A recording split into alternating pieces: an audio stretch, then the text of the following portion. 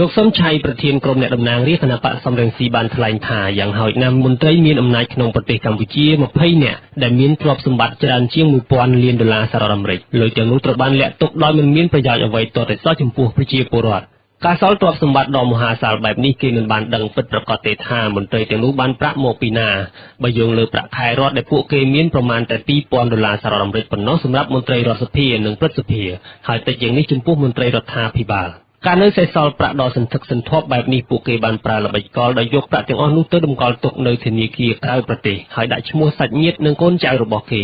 ហើយនៅពេលដែលប្រាក់របស់គេមិនមានសុវត្ថិភាពគឺមានន័យថាត្រូវបានធនាគារទាំងអស់នោះបង្ហាញរបាយការណ៍នៅពេលច្បាប់អន្តរជាតិស្នើសុំដើម្បីតាមដានសកម្មភាពភេរវកម្មពួកគេបានបង្វែរគោលដៅដោយយកប្រាក់ទាំងអស់នោះមកលាក់ទុកនៅក្នុងផ្ទះរបស់ខ្លួនវិញលោកសុនឆៃបានបញ្ជាក់ទៀតថាកាលណាមន្ត្រីក្នុងប្រទេសកម្ពុជាកាន់តែមានអំណាចពួកគេកាន់តែមានទ្រព្យសម្បត្តិដ៏មហាសាលបានទទួលដំណឹងថាអ្នក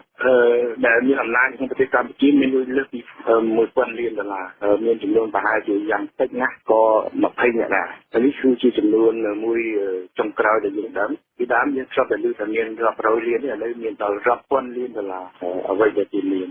ដើម្បីធ្វើម៉េចឲ្យរាជការក្រីក្រដើម្បីឲ្យរាជការរំពឹងទៅលើការផ្ដល់អំណោយបន្តិចបន្តួចពីមេដឹកនាំនឹងឲ្យគេអរគុណមេដឹកនាំនេះជាបញ្ហាដែលយើងឃើញជាទូទៅវាឃើញហើយនៅក្នុងប្រទេសកូរ៉េខាងជើងក៏ដូចជាដែរអត់បាយមួយឆ្នាំនោះគឺមេដឹកនាំគេដឹកចិត្តយកអំណោយទៅឲ្យបន្តិចបន្តួចទៅគឺថាគេដឹកនាំគេឬថាវាអរគុណទៅជាអាទិទេពទៅដល់មហោបអាហារគេនេះជាផ្លូវចិត្តសាស្ត្រមួយហើយគេបិទមណោយពលរដ្ឋនៅក្នុងស្រុកគេដឹងការពិតទេមិនឲ្យដឹងអំពីជីវិតនៅក្នុងសង្គមសេរីប្រជាធិបតេយ្យទេព្រោះបែបនេះគឺថាជានយោបាយចិត្តសាស្ត្ររបស់គេបាទហើយគេសុខចិត្តយកលុយទៅជិះចោលទុកចោលហើយពេលដែលគេស្លាប់ទៅលុយទាំងនោះត្រូវធនាគារអន្តរជាតិមួយចំនួនហ្នឹងស្កាត់យកទៅគេមិនខ្វល់ទេពួកផ្ដាច់ការចូលចិត្តតែប្រយ័ត្នក្នុងព្រួយបារម្ភតែរឿងអំណាចទេគេមិនខ្វល់អំពីទុកសោរបស់ប្រជារាស្ត្រឬក៏